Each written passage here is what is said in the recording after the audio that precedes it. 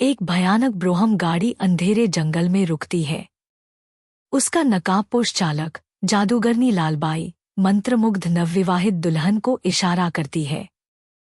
लालबाई दुल्हन को शैतानी इलाका ले जाती है जहां उसका जादू टूटता है। दुल्हन को प्राचीन और भयंकर राक्षस शैतान के वेदी पर चीख-तेलात मारते बलि दे दी जाती है। वर्षों पहले शैतान आजाद घूमता था और स्थानीय लोगों को बेरहमी से आतंकित करता था, लेकिन उसे हराया गया, एक निराकार आत्मा में बदल दिया गया और जादुई तावीज से शैतानी इलाके में हमेशा के लिए कैद कर दिया गया। हर अमावस्या की रात लालबाई उसे नई दुल्हन लाती है। शैतान दुल्हन का खून पीता है, हर बलि के साथ ताकतवर होता जाता है ताकि वह तावीज तोड़ सके, अपनी सारी दुष्ट शक्तियां वापस पाले और फिर से दुनिया को तबाह कर दे। कुछ साल बाद अंजू एक खूबसूरत युवती बनती है और विश्वविद्यालय के अंतिम वर्ष में है। उसकी माँ रोमा देखती है कि वह एक अच्छे लड़के दीपक से प्यार करती है। दीपक एक उद्योगपति का इकलौता बेटा और सुसंस्कृत युवक है। दीपक को अंजू की समस्या पता चलती है और वह अपने माता पिता के जरिए एक तांत्रिक से संपर्क करता है। वह तांत्रिक कोई और नहीं, तिब्बत से डॉक्टर योगराज के गुरु योगी बाबा हैं। योगी बाबा ठाकुरों के महल में आते हैं और तुरंत समस्या की जड़ पहचान लेते हैं। वह दीपक से कहते हैं कि अंजू को वहां से हटाकर शहर के पहाड़ी इलाके में स्थित प्रसिद्ध पवनखिंड मंदिर ले जाए। वह जोर देते हैं कि उन्हें ब्रह्मकाल के दौरान निकलना होगा, जब सभी दुष्ट शक्तियां 9 मिनट तक शक्तिहीन रहती हैं। सभी दोस्त मिलकर एक बस किराए पर लेते हैं और अंजू को ब्रह्मकाल तावीज पहनाते हैं, जिसे तांत्रिक बाबा ने शक्तिशाली मंत्रों से पवित्र किया है। बाबा चेतावनी देते हैं कि अंजू किसी भी हाल में तावीज न उतारे। रोमा बच्चों को बाहर ले जाती है, लेकिन तभी शलाका आती है और अंजू को ले जाने से गुस्सा हो जाती है। वह हद पार कर देती है और अंजू के ठिकाने की मांग करती है। रोमा मना करती है और उसे उसकी जगह दिखाती है। तभी शलाका एक भयानक जादूगरनी लालबाई में बदल जाती है। वह बताती है कि वह सदियों से शैतान की सेवा करती है। जब ठाकुर के पूर्वजों ने शैतान को जादुई मंत्रों से हराया, तब वह ठाकुर के घर में गवर्नेस बनकर घुसी थी। वह अंजू, शैतान के दुश्मनों की वंशज, को अंतिम बलि बनाकर शैतान को आजाद करना चाहती है।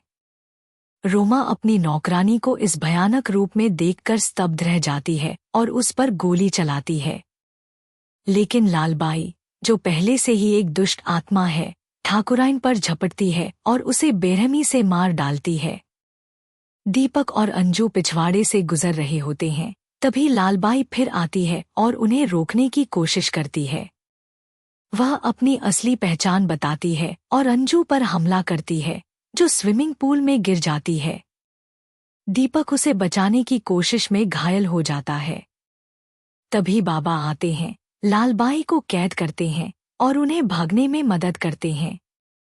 दीपक और उसके दोस्त अंजू को शहर से दूर सुरक्षित स्थान पर ले जाते हैं।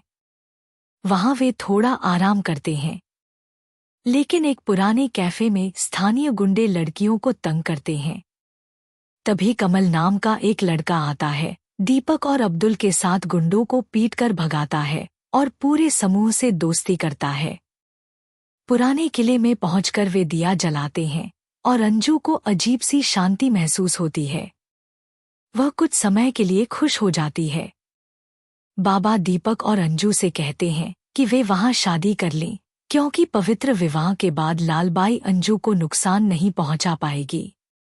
बाबा लालबाई को शैतानी इलाके में ढूंढते हैं।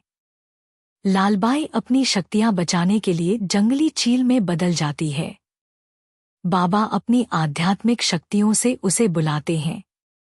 जब उन्हें लालबाई की मंशा पता चलती है, वह समझ जाते हैं कि दीपक और अंजू को जल्द से जल्द शादी करनी होगी। दीपक और अंजू, जो पहले से ही प्यार में हैं, शादी को जल्दी करते हैं और बाबा व अन्य की मौजूदगी में विवाह लाइसेंस लेते हैं। लेकिन जब दीपक की बहन मंदिर में फूलों की टोकरियां तैयार कर रही होती है, स्थानीय गुंडे वहां पहुंचकर उसे छेड़ने की कोशिश करते हैं।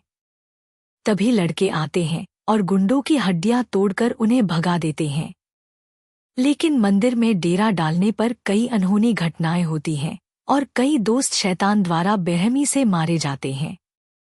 ऐसा तब होता है जब लड़के लड़कियां अंधेरे में अनजाने में शैतान के अड्डे में चले जाते हैं। एक बार शैतान शादी की रात को अंजू को नहाते समय अगवा कर लेता है और लालबाई उसे धातु की रॉड से घायल कर देती है। शैतान को अंजू का कुछ खून मिल जाता है। दीपक और दोस्त अंजू को बचाते हैं, लेकिन उन्हें एहसास होता है कि लालबाई की वजह से शैतान अब इतना ताकतवर हो गया है कि वह थोड़े समय के लिए अपना अड्डा छोड़ सकता है। शैतान उन्हें पत्थर के किले तक ढूंढता है और लड़कियों पर हमला करता है, लेकिन बाबा फिर से आखिरी क्षण में उन्हें बचा लेते हैं। कंवलजीत, जिसकी बहन भी लालबाई की बलि का शिकार बनी थी, उनकी हर तरह से मदद करता है, लेकिन बाद में लालबाई उसे मार देती है। जब बाबा लालबाई से लड़ने जाते हैं, वह जहर से उनके शरीर को नुकसान पहुंचाकर उनकी शक्तियां कमजोर कर देती है और वह हमले में मर जाते हैं। गांव में अफरातफरी के बीच कुछ लोग और गुंडे मानते हैं कि मंदिर में शादी करने वाली लड़की को शैतान को बलि देनी होगी ताकि वह शांत हो और तबाही रुक जाए। अंतिम टक्कर गांव के चौराहे के पास होती है। लोग मंदिर को घेर लेते हैं और अंजू को बंधक बनाकर एक खंभे से बांध देते हैं ताकि वह शैतान के लिए चारा बने। जैसे ही शैतान गुर्राता हुआ बदला लेने के लिए आगे बढ़ता है, दीपक आजाद होकर उस पर हमला करता है। शैतान उसे एक जोरदार प्रहार से दूर फेंक देता है। दीपक वेदी पर पड़ा काली का पवित्र त्रिशूल उठाता है।